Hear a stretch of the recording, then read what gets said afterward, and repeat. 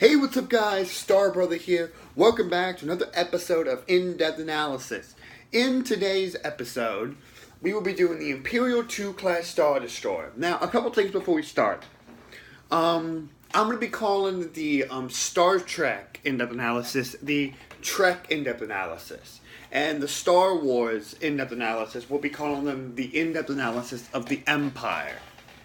Now that we have all that out of the way, let's begin. Now, but one more thing before we begin. This may be a two-parter, I don't know. Just like the SSD, the Executor, we have a lot of information on the ISD2, and we just don't know that. I just don't know if it's going to be a two-parter, so we'll know towards the end of this video, but now that that's all out of the way, let's get started. Alright, so the manufacturer of the ISD2 was Kuat Drive Yards. They were the company in Star Wars that provided for the Empire and the Republic before the Empire. The line is the Star Destroyers. The model is the Imperial-2 class Super Star Destroyer. Its class is a Star Destroyer. Cost is 145,670,000 credits. The technical now that was like just general information. For the technical layout, the length was 1,600 meters. Maximum acceleration was 2,300 Gs. MGLT was 60 MGLTs. Maximum atmospheric speed was 975 kilometers an hour. Engine units were KDY Destroyer Ion engines. They had 2 of these. And then you had 4 emergency Ion engines. That if these 2 big engines were to go out, these 4 Ion engines would kick on and they could keep the Star Destroyer up. Hyperdrive, it had a Class 2 hyperdrive with a backup Class 8. Hyperdrive system was equipped to the ship. Now I say equipped, and I'll get into reasons later why I say equipped. Peak, it had a 9.2. It had a 9.28 times 10 to the 24th power. Power plant were ionization reactors. Shooting was just a standard KD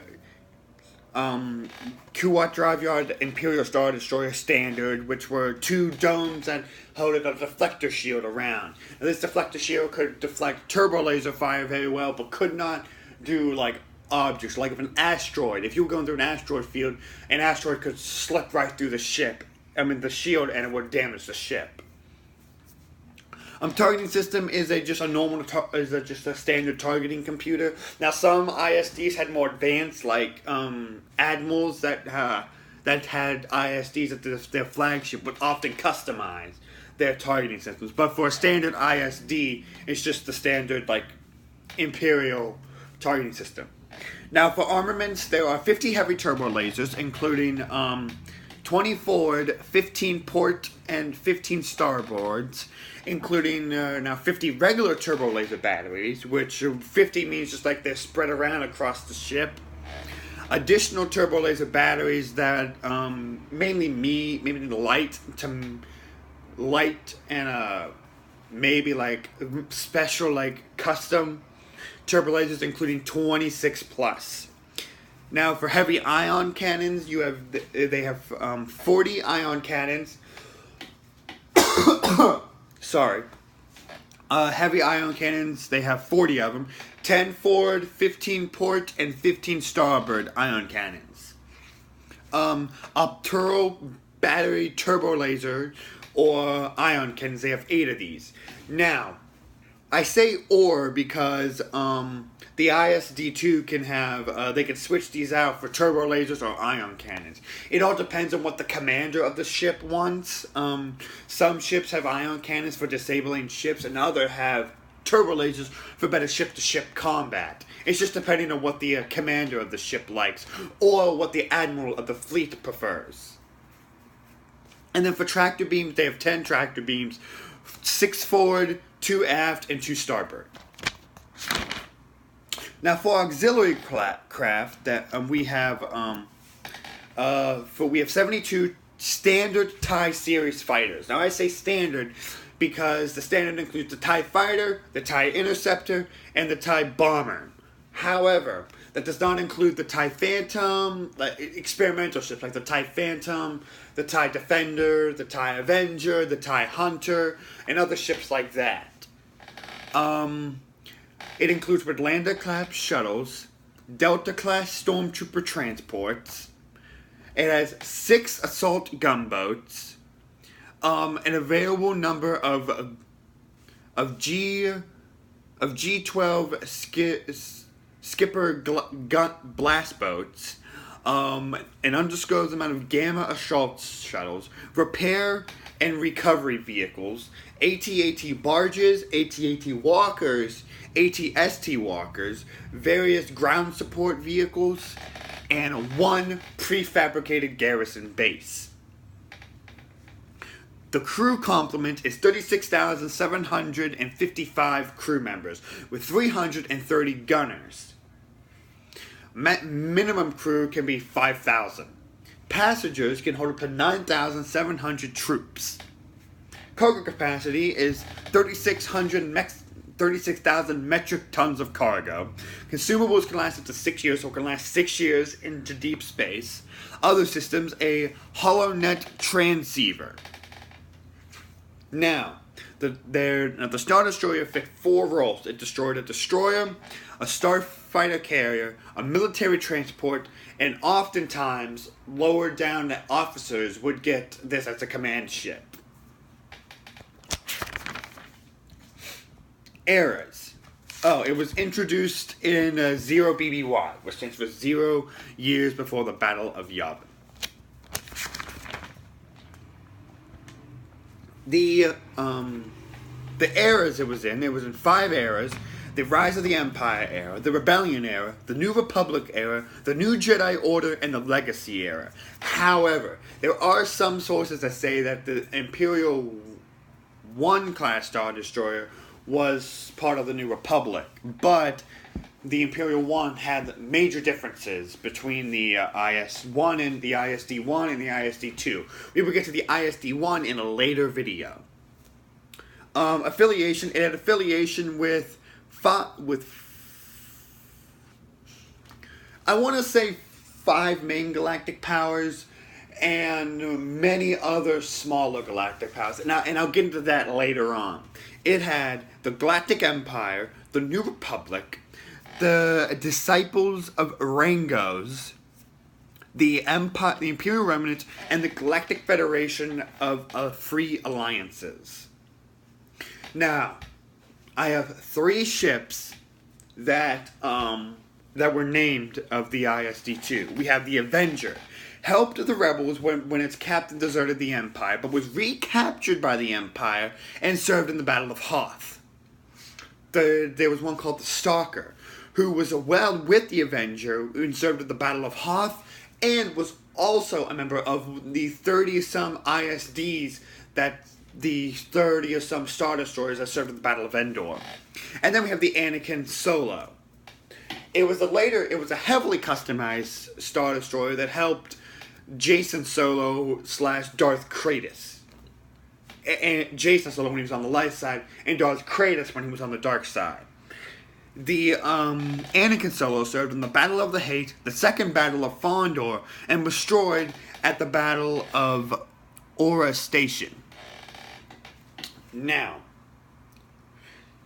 that we got all the specifications out of the way, we will close off this video and the whole next video will begin my personal opinions and some explanations I have to give. Now, some explanations I have to give is when I said hyperdrive system. I say equipped because some starfighters, like the Delta II and the Eta-class Jedi Starfighter, didn't have hyperdrive, so they had hyperspace rings, and these ships would dock and they would go to hyperspace. So those were not equipped hyperdrives. The ISD has, excuse me, an equipped hyperdrive.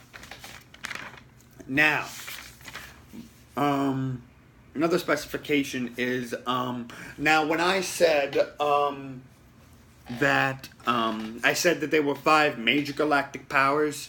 Now that there were also a bunch of other powers that got their hands on Imperial-2s. After the Battle of Endor, in Legends, after the Battle of Endor, there were a bunch of splinter groups called, like, the Pentastar Alignment, the Great Mal... To name a few, there was the Pentastar Alignment, the Great Maldrude, Warlord Zinja's Empire, the Empire of the Hand, I believe the Hapes Consortium got some of them, and a couple other Imperial Splinter factions got their hands on Imperial-2s from assets. There was also the Operation Shadowhand, which was a fleet of Star Destroyers and Dreadnoughts that Emperor Palpatine had kept away. So, there were... Now, the thing about Imperial Star Destroyer 2s, and still the 1s, was that they were always hidden. Emperor Palpatine always had them hidden so that there was some that even went beyond the Legacy era. Like, that's how versatile the ISD-2 was that it was so versatile and was so popular that even beyond the Imperial era, there were still ISD-2s being used. My overall opinion of the ship, I like it. I think it's a good ship. Personally, not one I would command. But definitely a ship I would have in a fleet if I was to create a fleet. Oh, and be lookout for that. I'm actually going to be making a video later called My Own Star Wars Fleet. Well, that's about it, guys. Like I said, I like the ship. It's an overall good ship. Definitely a ship I would use in a fleet. If I had to, I would use it as a command ship, but I would definitely not recommend it. I would prefer the Executor, like I stated in one of my previous videos. I would prefer the Executor, but I definitely think it's a reliable ship and a very versatile and very adaptable ship. Well, guys, that's about all the time we have today in today's episode. Like always, leave a like down below.